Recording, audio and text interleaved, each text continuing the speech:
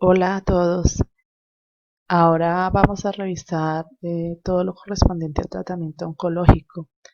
En este video revisaremos la parte inicial de lo que corresponde a las generalidades del tratamiento y luego nos concentraremos a la introducción de la quimioterapia. Los objetivos del tratamiento en oncología se basan específicamente en erradicar las células cancerosas, reducir el tamaño del tumor y lógicamente el número de estas células, es decir, que si no se logran erradicar de forma total, al menos reducirlas. En otros casos se utilizará para aliviar los síntomas, sobre todo cuando tenemos entonces objetivos de tratamiento de tipo paliativo, para mejorar la calidad de vida y para prolongar la supervivencia de la persona. Las aproximaciones terapéuticas se dirigen a diferentes tópicos de tratamiento, como la cirugía, la radioterapia, la quimioterapia, el trasplante de células progenitoras hematopoyéticas, la terapia hormonal, la inmunoterapia y la terapia dirigida. En este video revisaremos lo correspondiente a quimioterapia con algunos aspectos de la terapia hormonal, inmunoterapia y terapia dirigida, junto con las diferentes aproximaciones terapéuticas. Participa todo el tiempo la terapia de soporte. La terapia de soporte son las medidas colaterales que se tienen que establecer para aliviar los efectos adversos derivados de los tratamientos y que conllevan o están muy relacionados a la sobrevivencia del paciente durante esta fase de tratamiento. Vamos a utilizar mucho estos dos términos. Hacen parte de los objetivos terapéuticos que buscan los diferentes tratamientos. El tratamiento neoadyuvante es aquel que busca reducir el tamaño tumoral. Como su nombre lo indica, neo es la fase inicial del tratamiento, y el tratamiento adyuvante es aquel que busca disminuir el riesgo de recidiva o de que reinicie nuevamente la actividad tumoral. Muy bien, con esa breve introducción ya sabemos que nos vamos a dedicar ahora a las generalidades de la quimioterapia. La quimioterapia es la más conocida de los tratamientos. Consiste en la administración de medicamentos a través de diferentes vías. Como lo veremos, una de las vías más utilizadas es la vía endovenosa, pero también utilizamos la vía oral. Incluso algunas administraciones son transperitoneales, fecales o directamente en el tumor, y la vía urinaria. Actúan sobre una o varias fases del ciclo celular, dependiendo de su mecanismo de acción, o sobre los mecanismos de control de la proliferación celular. La respuesta se relaciona directamente con la capacidad proliferativa de la célula, que está determinada por el tiempo de duplicación del tumor. Es por esto que se ha relacionado que a mayor proliferación se prevé una mayor respuesta del tratamiento. Lógicamente, la destrucción de las células tumorales está también relacionada con los efectos adversos. Entonces, a mayor destrucción, sí logramos mayor efectividad del tratamiento, pero también van a haberse más efectos adversos. Utilizando los términos que ya vimos, tenemos entonces diferentes tipos de quimioterapia. Está la quimioterapia neoadyuvante, que se administra previo al tratamiento local, ya sea aplicando cirugía o radioterapia, y su objetivo, como lo decíamos anteriormente, es el de reducir el volumen tumoral. Entonces aquí la quimioterapia tiene específicamente el objetivo de reducir el volumen para luego poder ser extirpado o tratado con radioterapia. ¿Por qué se hace? Porque si se extirpa un tumor muy grande a través de cirugía o a través de radioterapia, pues van a tener más efectos adversos y la probabilidad de dañar otros tejidos que están sanos. Desde la terapia neoadyuvante buscará reducir el tumor para poderlo extirpar más fácilmente o tratar más fácilmente con la radioterapia. La quimioterapia adyuvante es aquella que se administra después del tratamiento local, ya sea por cirugía o por radioterapia. En este caso, entonces, la primera fase del tratamiento ha sido manejada, por ejemplo, con cirugía. El objetivo entonces fue extirpar a través de la cirugía un tumor, pero se necesita quimioterapia adyuvante específicamente para aumentar las posibilidades de curación, erradicando totalmente las células tumorales que pudieron haber quedado en el sitio. También se puede hacer después de la radioterapia. También se busca prolongar el tiempo de sobrevida sin la enfermedad. Si se erradican las células tumorales, lo que se va a lograr es prolongar la aparición de la recidiva. La quimioterapia concomitante es aquella que se administra quimioterapia al mismo tiempo con radioterapia. La administración en este caso es simultánea. El objetivo específico es potenciar el efecto de las radiaciones. Entonces, en este caso, la quimioterapia se administra al mismo tiempo con la radioterapia inmediatamente antes. Se espera poder ubicar al paciente en una institución que tenga los dos tipos de tratamiento en donde se puede administrar la quimioterapia y enseguida tenga su cita para radioterapia. Es útil, lógicamente tiene un efecto terapéutico muy positivo, pero también tiene elevados efectos adversos. En las leucemias se utilizan también nombres específicos para la quimioterapia. Es muy común escuchar entonces que estamos utilizando una quimioterapia de inducción. En este caso es la quimioterapia a altas dosis que lo que busca es inducir una remisión rápida. El control generalmente se hace con biopsia de médula ósea. En ese caso se ha evaluado la celularidad, se han identificado porcentaje de blastos y la inducción se logra cuando se reducen al máximo esos blastos. Esta quimioterapia se caracteriza, como ya les decía, por ser de altas dosis y por lo tanto tiene elevados efectos adversos. La quimioterapia de consolidación es una quimioterapia dirigida a lograr que se mantenga esa remisión. Es decir, que una vez lograda el objetivo de la inducción, lo que vamos a hacer es prolongarlo. La terapia de consolidación va a mantener unas dosis promedio durante esa terapia y se espera que el número de blastos no aumente. Por último, la quimioterapia de mantenimiento es administrada a dosis bajas. Lo que busca es prolongar la remisión. Entonces aquí ya el paciente va a estar más estable y si comprendemos así la quimioterapia, la fase más dura será la de quimioterapia de inducción.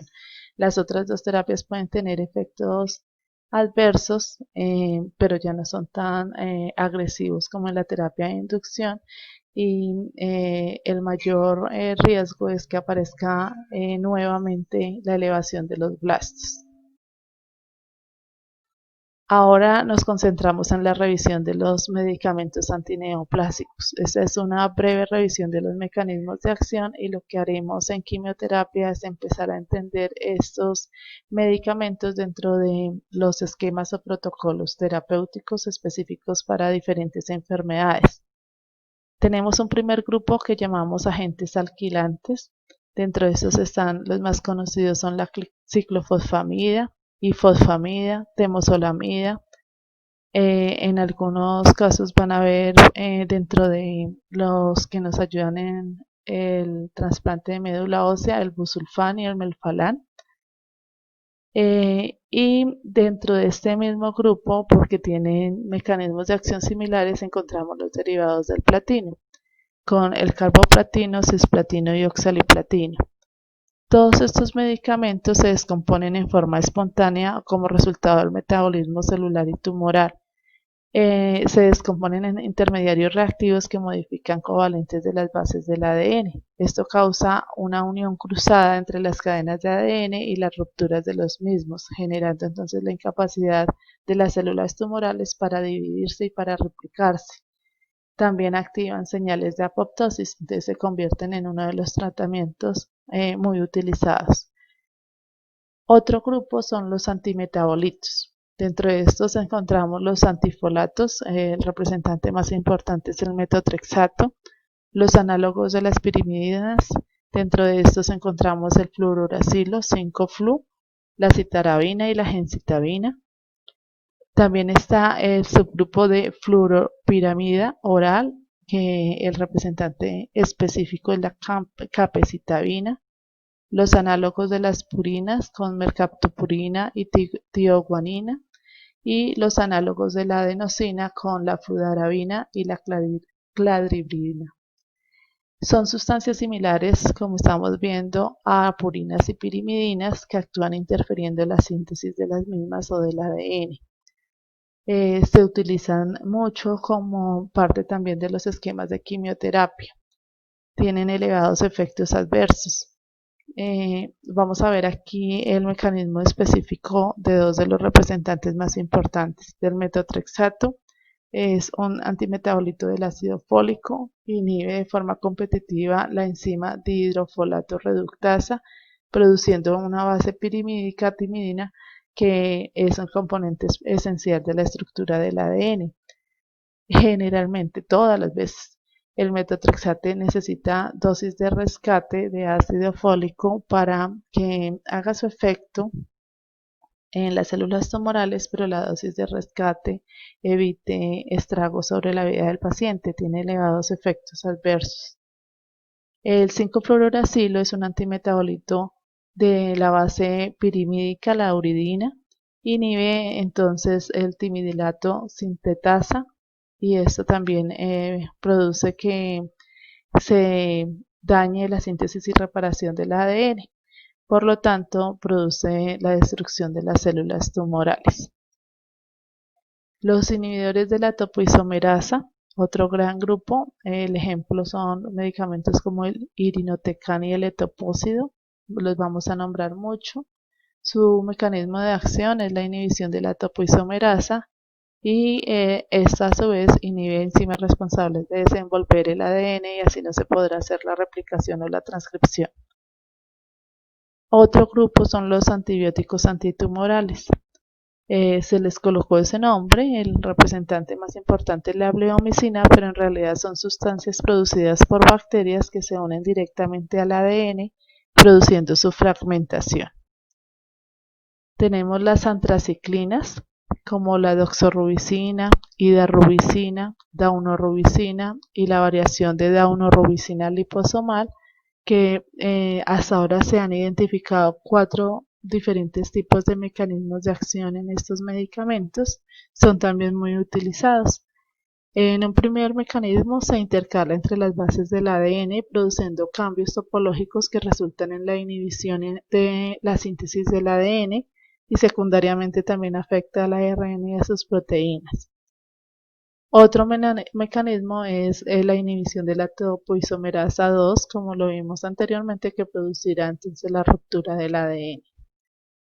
Otro mecanismo es la formación de radicales libres de hidroxilos, que determinan también la ruptura del ADN y además tienen un efecto entonces alquilante y de peroxidación de los lípidos celulares. Esta peroxidación es lo que explica que estos medicamentos sean cardiotóxicos. Y un cuarto mecanismo es la unión de los fosfolípidos y la alteración de la fluidez de las membranas celulares que causan sobreregulación del receptor del factor epidérmico de crecimiento y la inhibición de la transferina. Los 4 explican el mecanismo de acción y son encontrados en estos tipos de medicamentos. El siguiente grupo son los agentes antimicrotúbulos. Dentro de estos tenemos dos subgrupos, los alcaloides de la vinca y los taxanos.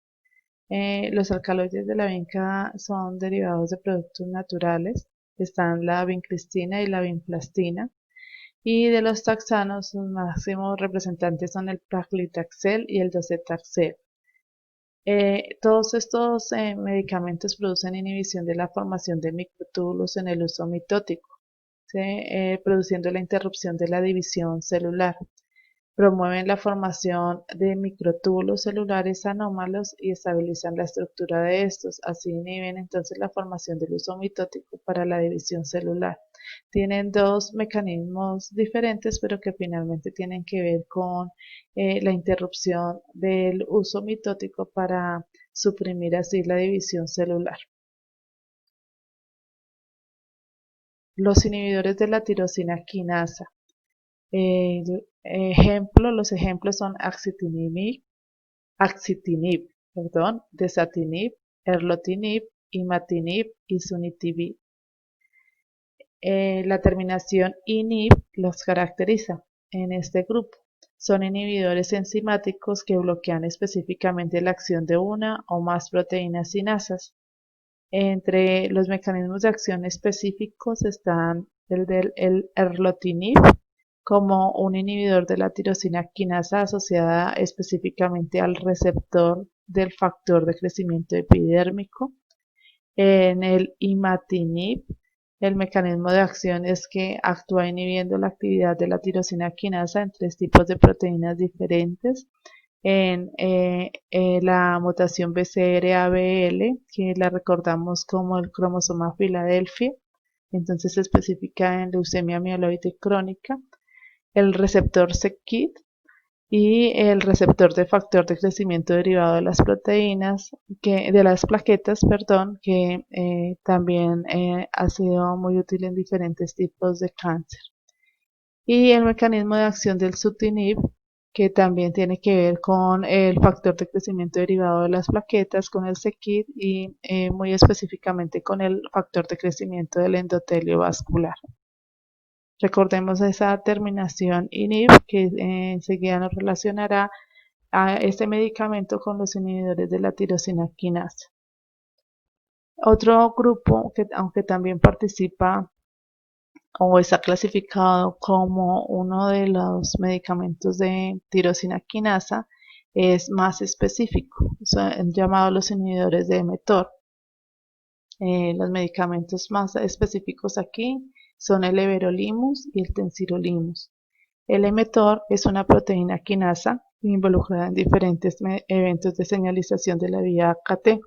Estos controlan la división celular, por lo tanto los medicamentos producen disminución de la proliferación y de la angiogénesis.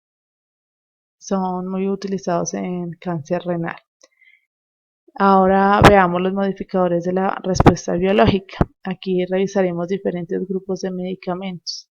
Tenemos el interferón alfa, que modifica la respuesta biológica e incrementa la actividad tumoral e inhibe específicamente el crecimiento de algunas células tumorales, estimula el sistema inmunológico y modula la producción de anticuerpos. La interleucina 2 es otro de los medicamentos, expande específicamente los linfocitos T, incrementando sus funciones, incrementando así la citólisis inducida por ellos. Los anticuerpos monoclonales, que son proteínas de tipo inmunoglobulina G, se unen a diferentes receptores y bloquean señales de transducción que son interpretadas por el ADN. Ellos están específicamente orientados a disminuir la proliferación celular, la angiogénesis y entonces la capacidad también de metástasis. También se llaman terapias dirigidas, porque cada uno de los medicamentos tiene un objetivo específico de acción y de esta forma logrará hacer su efecto farmacológico deseado. Está el cetuximab, miremos la terminación IMAB, que específicamente se une al factor de crecimiento epidérmico. El rituximab, que se une al antígeno CD20, una proteína transmembrana que se localiza en los linfocitos B, útil por ejemplo entonces en leucemias linfocíticas. El trastuzumab, que se une al dominio extracelular del receptor HER2-Neu, se utiliza en algunos casos, por ejemplo, de cáncer de mama, donde resultan positivos estos receptores. El bevacizumab, que es un inhibidor del receptor de factor de crecimiento vascular. El ipilimumab, que bloquea los efectos inhibitorios del CTLA4. También muy específicos dentro de la respuesta inmunológica. Y el alemtuzumab, que se une al antígeno CD52, también se localizan en los linfocitos B. Entonces vemos que, por ejemplo, un paciente de leucemia linfocítica responderá diferente a los tratamientos, ¿es cierto? Necesitamos un estudio inmunohistoquímico que defina si ese tipo de leucemia tiene más respuesta a CD20 o a CD52 y así se definirá su tratamiento. Los agentes hormonales, como su nombre lo indica, están dirigidos específicamente a los cánceres que son respondientes a influencia hormonal. Tenemos, por ejemplo, el tamoxifeno, exemestano y fulvestrán, que poseen propiedades agonistas y antagonistas sobre los receptores estrogénicos. Se emplean, por ejemplo, en cáncer de mama, cáncer de útero, cáncer de ovario, y se fijan a estos receptores alterando la transcripción o induciendo la apoptosis. Y tenemos la viraterona como uno de los medicamentos más utilizados en cáncer de próstata, que es un inhibidor selectivo de la enzima 17-alfa hidroxilasa, cataliza la conversión de la pregnenolona y progesterona a los precursores de la testosterona, DHEA y androstenediona, que son todos andrógenos, y de esta forma se puede entonces controlar la influencia hormonal sobre las células tumorales. Hasta aquí este video, muchas gracias por su atención. Recuerde que podremos ir solucionando interrogantes a través de el foro, del correo electrónico y nos vemos en el encuentro presencial. Muchas gracias.